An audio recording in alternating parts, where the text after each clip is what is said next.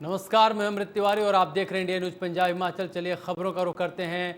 भारत रत्न पूर्व राष्ट्रपति प्रणब मुखर्जी को राजकीय सम्मान के साथ अंतिम विदाई दी गई। बता दें कि 84 साल की उम्र में प्रणब मुखर्जी नई दिल्ली के सेना अस्पताल में उन्होंने आखिरी सांस ली। आपको बता दें कि मुखर्जी का अंतिम संस्कार दिल्ली के लोधी शमशान घाट में किया गया। इस दौरान पूरे राजकीय सम्मान के साथ उनको अंतिम विदाई दी गई। इससे पहले तमाम जितने भी वरिष्ठ जो लोग हैं उन्होंने प्रणब मुखर्जी को श्रद्धांजलि दी। प्रधानमंत्री, राष्ट्रपति, रक्षा मंत्री, गृह मंत्री समेत तमाम नेताओं ने उन्हें श्रद्धांजलि दी। उसके बाद उन्हें लोधी शमशान घाट में उनका अंतिम संस्कार किया गया, जहां पे वे पंचतत्व में विलीन हुए।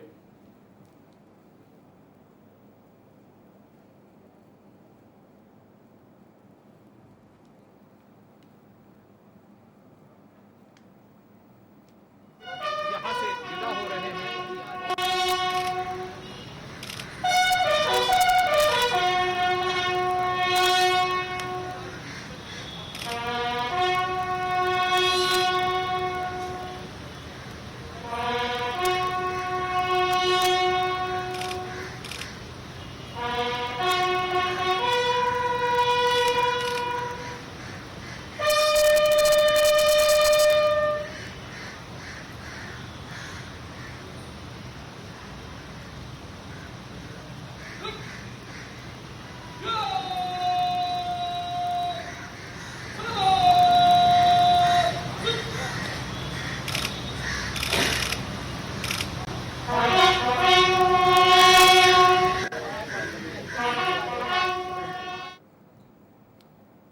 वहीं भारत रत्न पूर्व राष्ट्रपति प्रणब मुखर्जी के निधन पर पूर्व मुख्यमंत्री हिमाचल प्रदेश के वीरभद्र सिंह ने गहरा शोक व्यक्त किया। वीरभद्र सिंह ने क्या कुछ कहा, हम आपको सुनाते हैं।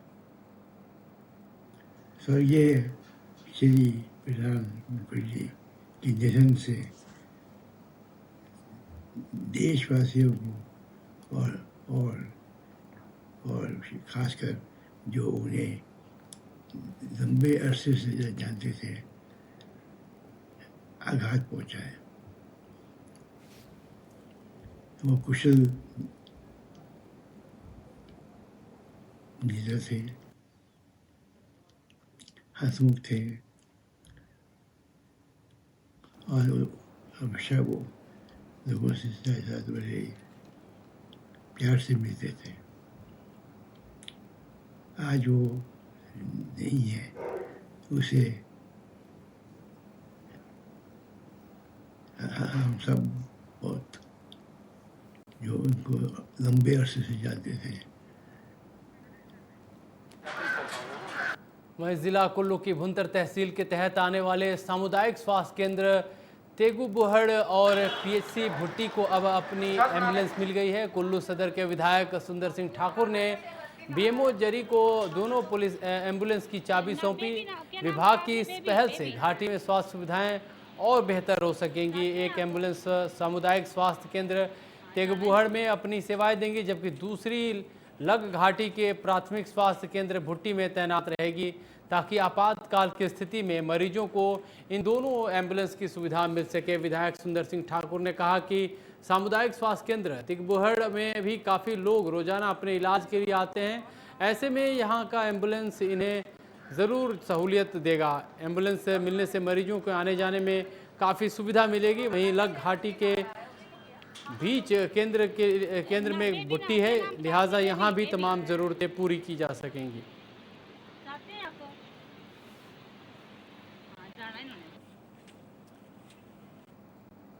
वहीं बिलासपुर जिले में कोरोना के 31 नए मामले सामने आए हैं। 31 मामलों में घुमारवीं उपमंडल के तहत पुलिस विभाग में कार्यरत 9 पुलिसकर्मी इन कोरोना की चपेट में आए, उन्हें होम क्वारंटीन किया गया है। यही नहीं, चीफ मेडिकल ऑफिसर कार्यालय में काम करने वाले 3 कर्मचारी भी कोरोना पॉजिटिव पाए गए हैं, जो कि 2 दिन पहले ही एक कर्मचारी इनके संपर्क में आया था।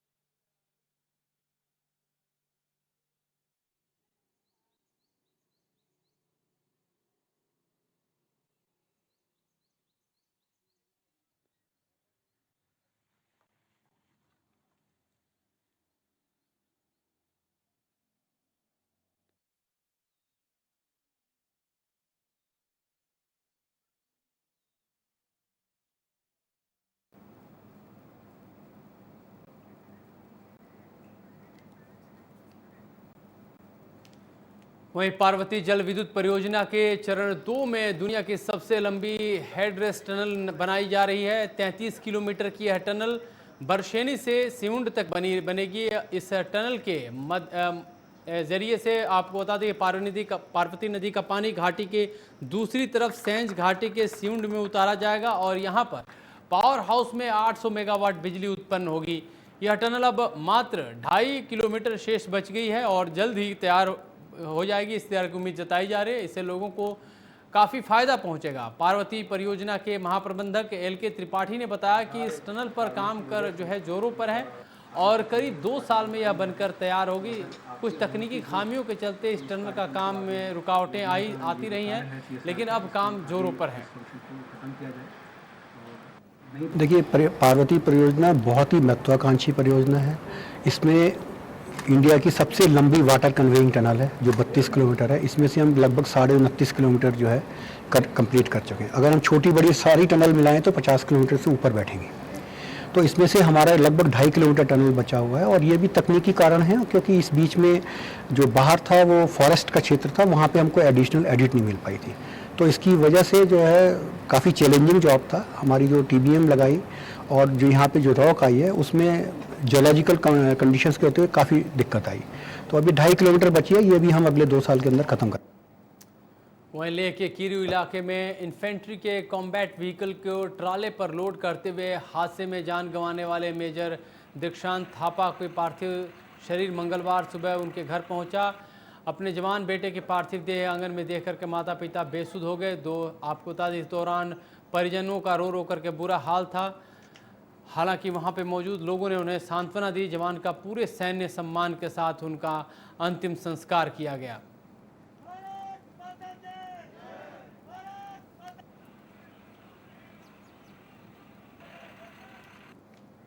वहीं जम्मू कश्मीर में आतंकियों से लोहा लेते हुए शहीद बालकृष्ण को सम्मान न मिलने के चलते जहां उनके परिजन दुखी हैं, वहीं ज़िला कुल्लू के दूसरे शहीद उनके परिजन सरकार से शहीदों के सम्मान देने की मांग की है। दरअसल ज़िला कुल्लू की खराहल घाटी के रहने वाले बालकृष्ण अप्रैल महीने में जम्मू कश्मीर में आतंकियों से लोहा लेते वक्त शहीद हुए थे।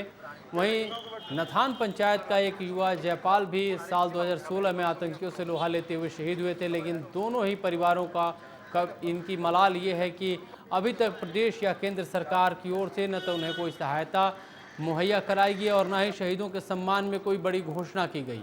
इसके चलते शहीदों के परिजनों ने DC कुल्लू के जरिए राज्यपाल को एक ज्ञापन भेजा है और शहीदों के सम्मान में कोई स्मारक बनाने का आग्रह किया है। प्रदेश सरकार ने यानी कि हिमाचल सरकार ने हाल ही में कई नई पंचायतों के गठन की स्वीकृति प्रदान की है और इसी कड़ी में कुफरपाल गांव के लोगों ने नवगठित चंदोल पंचायत से गांव को जोड़ने की मांग की है।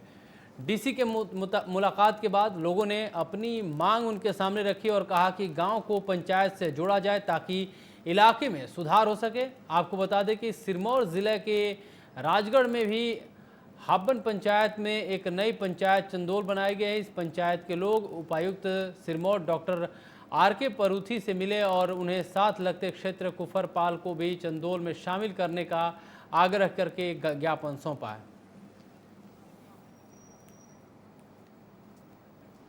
उधर ऊना में प्रशिक्षित बेरोजगार अध्यापकों ने प्रेस कॉन्फ्रेंस की। इसमें उन्होंने सरकार पर वादा खिलाफी का आरोप लगाते हुए कहा कि अब उन्हें सरकार से न्याय की उम्मीद नहीं लग रही है क्योंकि सरकार अब उनके मामले को सुप्रीम कोर्ट ले जा रही है।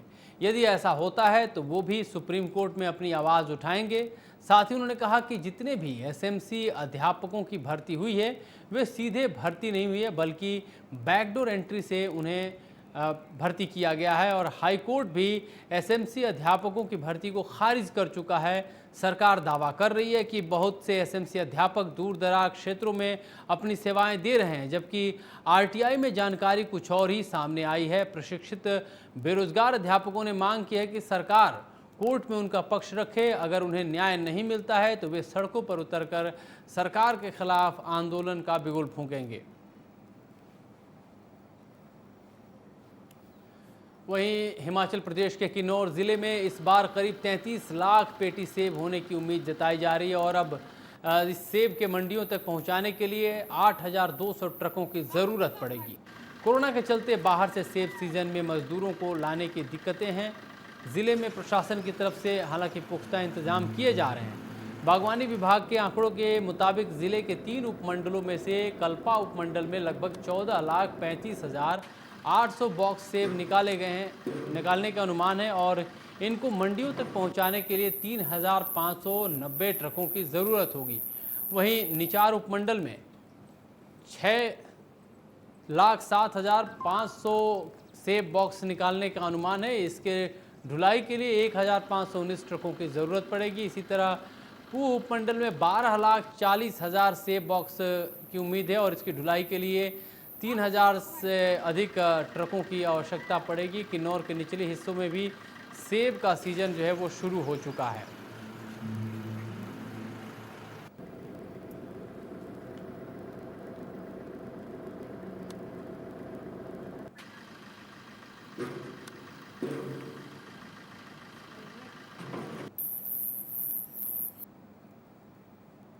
और चलिए अब रुख करते हैं पंजाब की खबरों का। भटिंडा में शिरोमणि अकाली दल के पूर्व विधायक स्वरूप चंद सिंगला ने अपने मैरिज पैलेस के सील किए जाने को लेकर के प्रदर्शन किया। सिंगला के समर्थकों ने पंजाब के वित्त मंत्री मनप्रीत बादल के कार्यालय के घेराव की कोशिश की।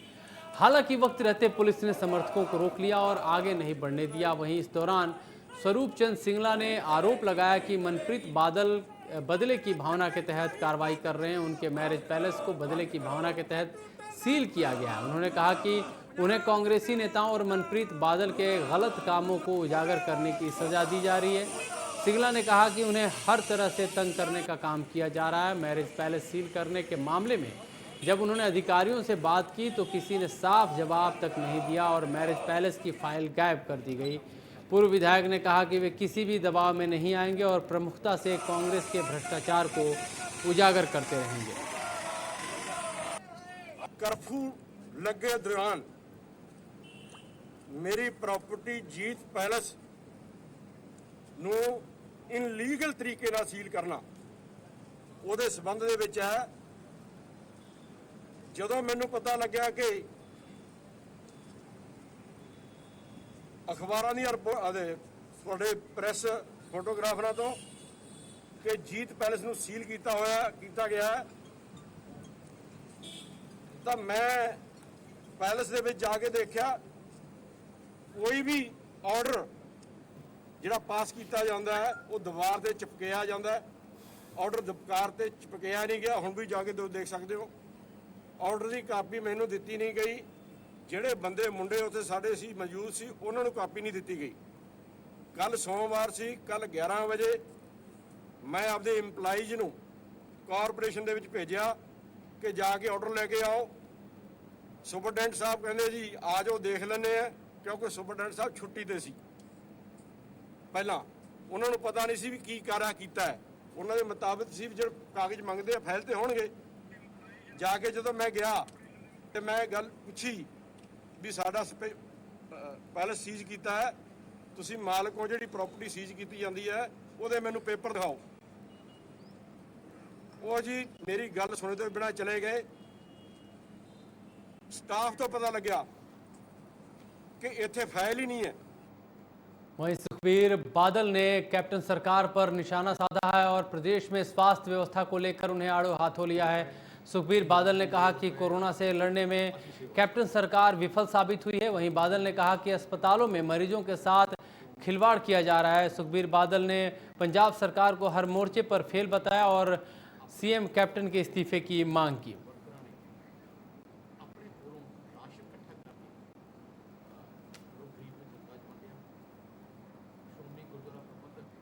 वहीं इस मामले में सुखबीर सिंह बादल ने क्या कुछ कहा और उसके बाद कांग्रेस के विधायक राजकुमार वेरका ने इस पर क्या पलटवार किया, हम आपको दिखाते हैं। कैप्टन अमरिंदर सिंह मुख्यमंत्री ਜਦੋਂ ਦੀ कोविड की लड़ाई चल रही है एक दिन भी अपने घरों बाहर नहीं आए। कांग्रेस के मंत्री कांग्रेस के MLA आप कह रहे हैं कि बुरा हाल है पंजाब च। अज मैं गल की, कई डिप्टी कमिश्नर गल की तो वो शर्मशार हो रहे सी कि साडे कोले कोई कमरा है नहीं, वेंटिलेटर है नहीं।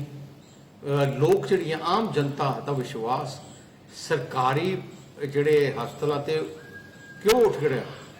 ਕਿਉਂਕਿ ਸਰਕਾਰੀ ਹਸਪਤਾਲ ਤਾਂ ਬੰਦਾ ਚਲੇ ਜਾਂਦਾ ਹੈ ਪਰ ਉਦੋਂ ਨਿਕਲਣਾ ਬੜਾ ਔਖਾ ਹੈ, ਕੋਈ ਇੰਤਜ਼ਾਮ ਨਹੀਂ ਹੈ। ਕਈ ਮੌਤਾਂ ਬਗੈਰ ਇੰਤਜ਼ਾਮ ਨਾ ਹੋਣ ਕਰਕੇ ਹੋਈਆਂ, ਕੋਈ ਪ੍ਰਭਾਵ ਨਹੀਂ ਹੈ। ਕੈਪਟਨ ਸਾਹਿਬ ਜਦੋਂ ਇਹਦੀ ਬਿਮਾਰੀ ਚੱਲਦੀ ਹੈ, ਜੰਗ ਹੁੰਦੀ ਹੈ, ਜਰਨੈਲ ਹਰ ਰੋਜ਼ ਪਤਾ ਕਰਦਾ ਹੈ ਕੀ ਹੋ ਰਿਹਾ, ਕਿਵੇਂ ਹੋ ਰਿਹਾ, ਆਪ ਜਾ ਕੇ ਕਰਨਾ ਪੈਂਦਾ ਹੈ। ਪਰ ਤੁਸੀਂ ਤਾਂ ਨਿਕਲੇ ਨਹੀਂ, ਨਾ ਤੁਹਾਡੇ ਕੋਈ ਮੰਤਰੀ ਨਿਕਲ ਰਿਹਾ। ਆ ਸਾਰਾ ਕੁਛ ਹੀ ਅਫਸਰਾਂ ਤੇ ਛੱਡ ਦਿੱਤਾ ਹੈ।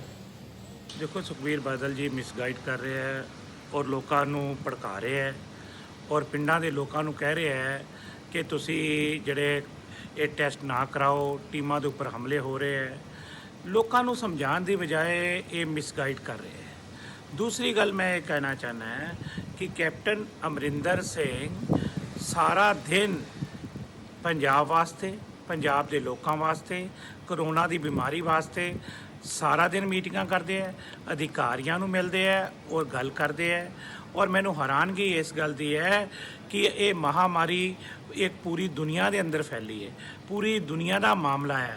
अज संकट की घड़ी है, सारिਆਂ ਨੂੰ मिल के सहयोग करना चाहिए है तो ये लोगों को उकसा के पंजाब का होर बेड़ा गर्क सुखबीर बादल जी ना करो। पूर्व सांसद और अकाली दल नेता प्रेम सिंह चंदूमाजरा ने पोस्ट मैट्रिक स्कॉलरशिप घोटाले को लेकर सरकार पर निशाना साधा। उन्होंने केंद्र सरकार की तरफ से दिए गए डिपार्टमेंटल इंक्वायरी को लेकर क्या कुछ कहा है वो हम आपको सुनाते हैं।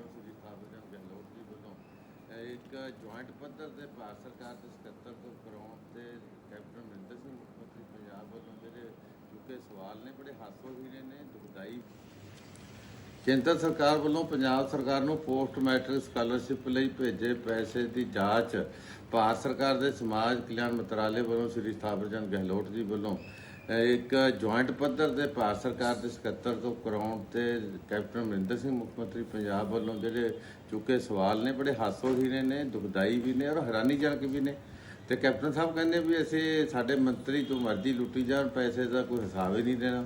ਤੇ ਇਹ ਤਾਂ ਅੱਜ ਤੱਕ ਨਹੀਂ ਹੋਇਆ ਵੀ ਤੁਸੀਂ ਕਿਸੇ ਦਾ ਹਿਸਾਬ ਕਿਤਾਬ ਨਾ ਲੈ ਸਕੋ। ਤੇ ਬੜੀ ਹੈਰਾਨੀ ਵਾਲੀ ਗੱਲ ਹੈ ਕਿ ਕੈਪਟਨ ਸਾਹਿਬ ਨੂੰ ਨਾ ਮੰਤਰੀ। वहीं लोक इंसाफ पार्टी पोस्ट मैट्रिक स्कॉलरशिप घोटाले को लेकर के लामबंद है। लगातार कई जगहों पर प्रदर्शन भी किए गए हैं। हम आपको दिखाते हैं कि कहां कहां प्रदर्शन किया गया। और इस दौरान मंत्री साधु सिंह धर्मसोत का पुतला भी फूंका गया और इस दौरान उनके इस्तीफे की मांग भी की गई। उन्होंने मांग की कि कैप्टन अमरिंदर सिंह, साधु सिंह धर्मसोत को तत्काल प्रभाव से उनका इस्तीफा लें और उन्हें मंत्री पद से बर्खास्त किया जाए। साथ ही इसके लिए डेडलाइन भी दी गई है 7 सितंबर तक की और कहा गया है कि अगर 7 सितंबर तक साधु सिंह धर्मसोत को मंत्री पद से नहीं हटाया जाता है तो वे मुख्यमंत्री के आवास का घेराव करेंगे। ये तस्वीरें आप देख रहे हैं संगरूर, पटियाला, बटाला, मुक्तसर साहिब, यहाँ पे प्रदर्शन जो है किए गए। इसके अलावा अन्य जगहों पे भी लोक इंसाफ पार्टी के कार्यकर्ताओं की तरफ से प्रदर्शन किए गए।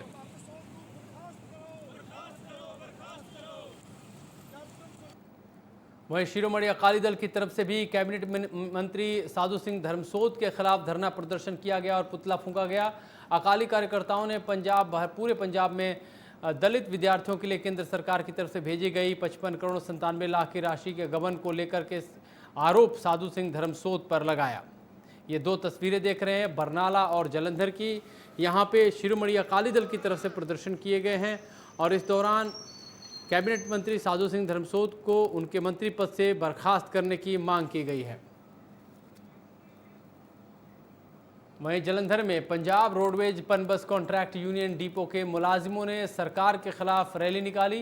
पनबस कॉन्ट्रैक्ट यूनियन के प्रधान ने कहा कि पंजाब सरकार ने 2016 में एक्ट पारित करके कच्चे मुलाजिमों को पक्का करने का वादा किया था, लेकिन अब उसे तोड़ मरोड़ कर नया एक्ट बनाया जा रहा है। इससे कच्चे मुलाजिमों को पक्का नहीं किया जाएगा। उन्होंने कहा कि कांग्रेस सरकार सत्ता से अपने पहले जो वादे किए थे आने से पहले उसे पूरे नहीं कर रही है। इस दौरान इनकी तरफ से कहा गया कि सरकार प्राइवेट ट्रांसपोर्ट माफियाओं का साथ दे रही है। प्राइवेट बसें बाहरी राज्यों में जा सकती हैं तो सरकारी बसें क्यों नहीं जा रही हैं, सवाल उठाया गया है। इनकी तरफ से यह भी सवाल उठाया गया है कि पहले 100% से भी पहले बसें थीं जो बाद में 50% सवारियों के साथ हुई, फिर 30% सवारियां बैठाने के लिए उन्हें कहा गया, लेकिन प्राइवेट बस जो है वो इस तरह के नियमों का पालन नहीं कर रहे हैं।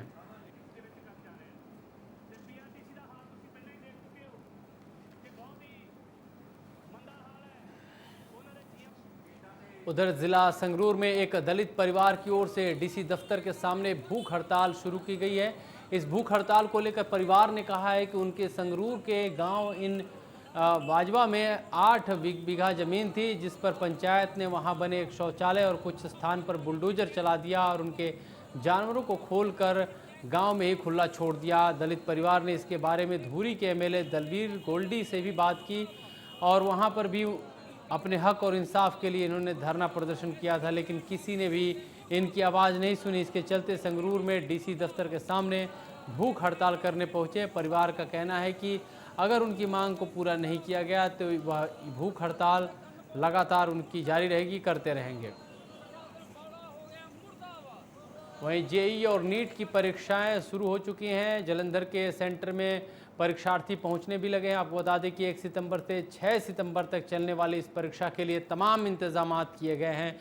कोरोना को देखते हुए उन तमाम दिशा निर्देशों का पालन किया जा रहा है। सैनिटाइजर, मास्क, सोशल डिस्टेंसिंग, इन तमाम बातों का सेंटर्स पे ख्याल रखा जा रहा है और छात्रों की पूरी चेकिंग की जा रही है। साथ ही छात्र सुरक्षित रह सकें और सुरक्षित परीक्षा दे सकें, इसकी पूरी की पूरी तैयारी सेंटर पे की गई है। वहीं नवांशहर में एक युवक ने मां के कोरोना पॉजिटिव होने से इतना दुखी हुआ कि उसने खुदकुशी कर ली। बताया जा रहा है कि रविदास नगर मोहल्ले की एक महिला कोरोना पॉजिटिव कुछ दिन पहले हुई थी। बाद में उसको स्वास्थ्य विभाग के लोगों ने उसे उसके घर पहुंचाया, लेकिन जब स्वास्थ्य लगातार और ख़राब होने लगा तो उसे सोमवार को फिर से अस्पताल में भर्ती कराया गया, जहां उसकी मौत हो जहां इसको लेकर के माफ़ कीजिएगा, घर वालों का आरोप है कि स्वास्थ्य विभाग लगातार उनके साथ लापरवाही बरत रहा था और उनके साथ जो है सही से पेश नहीं आ रहा था, सलूक अच्छे नहीं कर रहे थे। इससे आहत होकर के उनके बच्चे ने आत्महत्या की। वहीं लुधियाना में बुजुर्ग के साथ लूट का मामला सामने आया है। बताया जा रहा है कि बुजुर्ग कुलजीत सिंह गिल रोड पर स्थित इंडसइंड बैंक की शाखा में पैसे जमा करने पहुंचे थे, तभी 3 बाइक सवार बदमाशों ने उनसे 2,80,000 रुपये लूट लिए। पुलिस अब मामले की जांच कर रही है।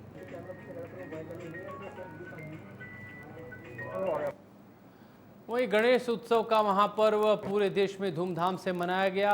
अब विसर्जन को लेकर के भी तैयारियां, हालांकि लोगों ने पूरी जो है कोरोना के मुताबिक ही रखी है। लोग बाहर विसर्जन करने नहीं निकले, बल्कि अपने घरों में ही गणपति का विसर्जन किया है। और दरअसल यह पूरी की पूरी जो प्रक्रिया है वो कोरोना के मद्देनज़र जो प्रशासन की तरफ से हिदायत दी गई थी उसका पालन करते हुए लिया गया है, ताकि कोरोना संक्रमण के बढ़ते हुए चेन को रोका जा सके।